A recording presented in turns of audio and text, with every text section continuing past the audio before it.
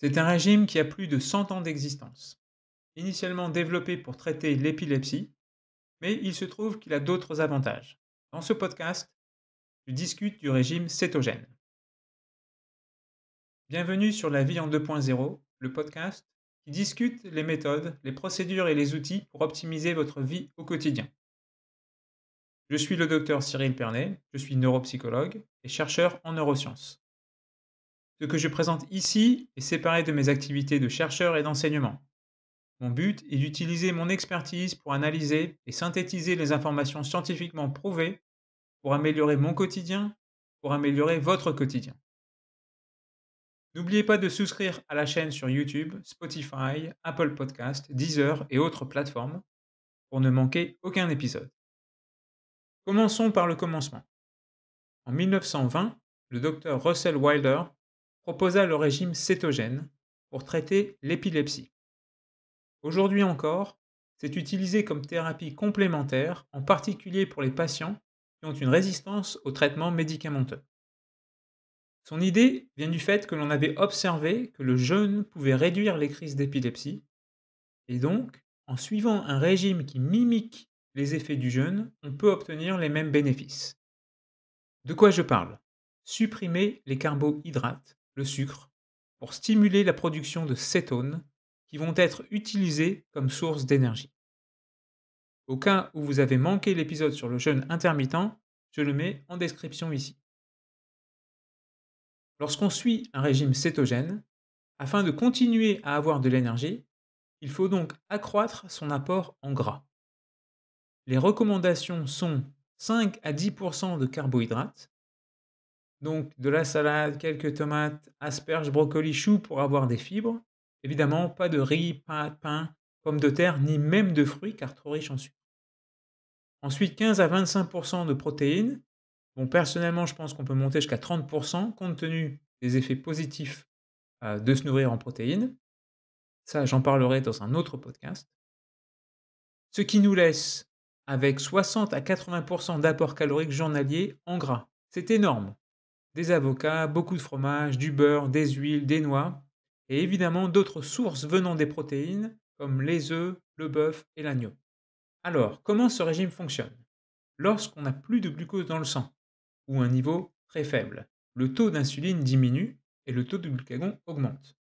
Normalement, le glucagon signale au foie de relâcher du glucose. Mais comme on ne mange plus de carbohydrates, il n'y a pas de stock de glycogène dans le foie. Donc, pas de glucose. Le taux faible d'insuline, lui, stimule la lipolyse, c'est-à-dire il va stimuler euh, la transformation des molécules de triglycérides qui sont dans les cellules grasses en glycérol et en acides gras. Ce sont ces acides gras qui sont oxydés dans le foie par les mitochondries pour nous donner de l'énergie. D'habitude, les dérivés des acides gras sont utilisés dans le cycle de Krebs qui dégrade le glucose. Mais comme on n'a plus de glucose, les dérivés s'accumulent, en particulier l'acétyl-CoA. Le surplus de ces molécules est alors converti en cétone. L'acétone, qui est expiré mais aussi expulsé dans les urines, mais aussi l'acétoacétone et le BHB, qui est bêta-hydroxybutyrate. Ces cétones sont utilisées par le cerveau et par les muscles en les reconvertissant en acétyl-CoA pour fabriquer de l'ATP. L'ATP, comme vous le savez, c'est le fuel de toute la machinerie cellulaire. Bon, je sais bien que c'est assez détaillé, mais le message principal, c'est qu'on n'a pas besoin de glucose, donc on n'a pas besoin de manger de carbohydrates pour avoir de l'énergie. Quelles sont les applications du régime cétogène? Comme présenté en introduction, cela peut améliorer les crises d'épilepsie. Il y a une revue, une méta-analyse publiée en 2020, ce qu'on appelle les Cochrane Reviews, qui est la référence absolue en médecine, qui montre que chez les enfants, cela peut augmenter jusqu'à 3 fois les chances de ne pas faire de crise. Et en général, c'est-à-dire enfants et adultes, on peut observer une réduction de 50% de la fréquence des crises. Je mets comme d'habitude la référence dans les show notes. vraiment quelque chose à considérer. Apparemment, les cétones entraînent un accroissement du neurotransmetteur GABA, qui est inhibiteur, mais aussi réduit l'inflammation chronique qui pourrait expliquer les résultats observés dans l'épilepsie. Ce régime, évidemment, améliore aussi le diabète compte tenu de la régulation automatique de l'insuline par l'absence de glucose. Je termine enfin par le régime cétogène chez monsieur et madame tout le monde. L'idée est que cela va aider à perdre du gras, pas juste du poids. Évidemment, c'est contre-intuitif de ne manger que des protéines et du gras pour perdre du gras.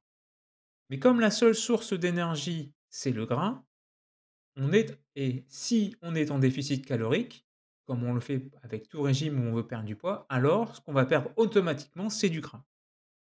Une méta-analyse de 14 essais cliniques randomisés, donc vraiment une très belle étude, qui était publiée en 2013, avait montré que le régime cétogénique a des effets plus forts, c'est-à-dire que les gens perdent plus de poids, comparé à un régime où on diminue surtout le gras.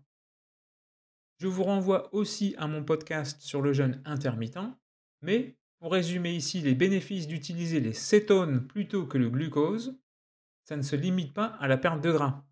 Il y a aussi des bénéfices anti-inflammatoires, il y a des effets positifs qui stimulent les facteurs neurotrophiques dérivés du cerveau, c'est-à-dire la plasticité cérébrale en général, et donc par exemple la mémoire et l'apprentissage.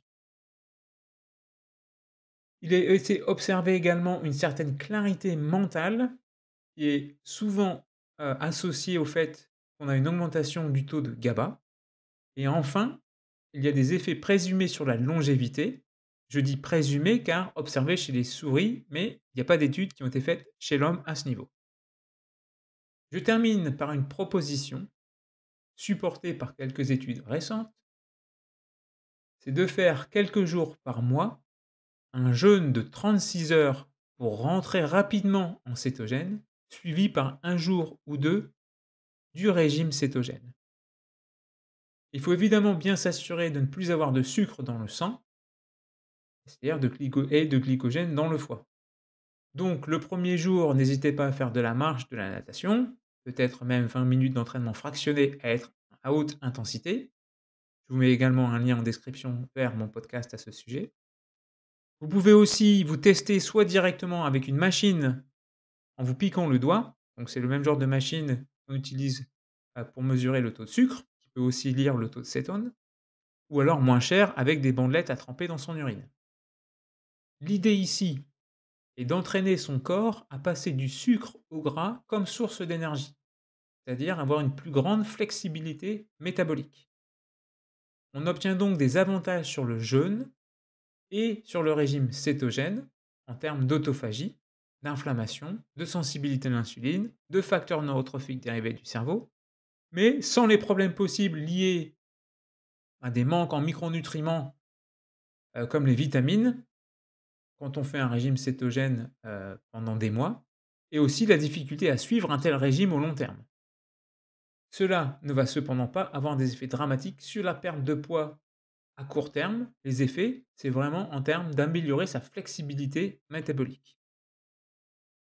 Merci d'avoir regardé ou écouté ce podcast.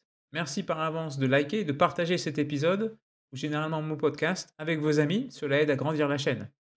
Toutes les sources scientifiques utilisées sont disponibles dans les show notes, en lien sur YouTube ou le site web. Sur YouTube, vous pouvez laisser un commentaire ou des idées, des sujets que vous aimeriez que je traite. Cela aide aussi au référencement.